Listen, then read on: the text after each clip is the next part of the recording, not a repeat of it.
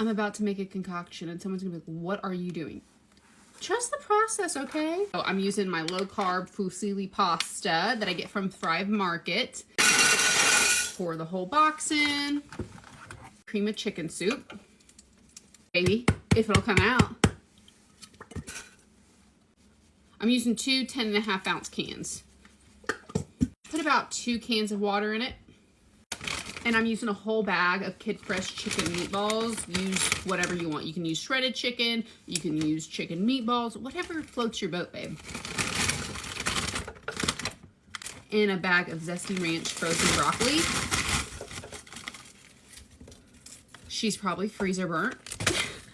I really wanted to use canned green beans and canned carrots.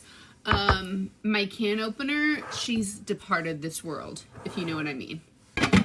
Cover and let her cook in peace, babe. Honey, I'm home. Okay, now hear me out. This smells really good. I cooked it too long, but it's my fault. I would do this on low for about 4 hours, and then check on it.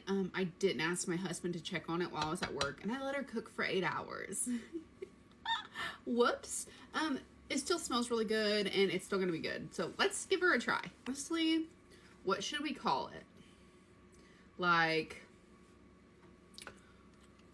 cream of chicken and meatball casserole? I don't know. You tell me. Cheers.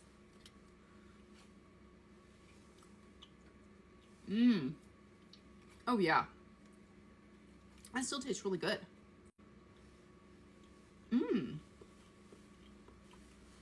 I like that. I'll probably serve it up with a little side of cottage cheese. And I didn't season it just because I didn't want to. I'm really weird. I don't like to over salt things. You definitely add a little salt, pepper, onion powder. I'll probably add that in once I get off camera. But that was quick. That was easy. Just don't overcook it, but really good. Delish.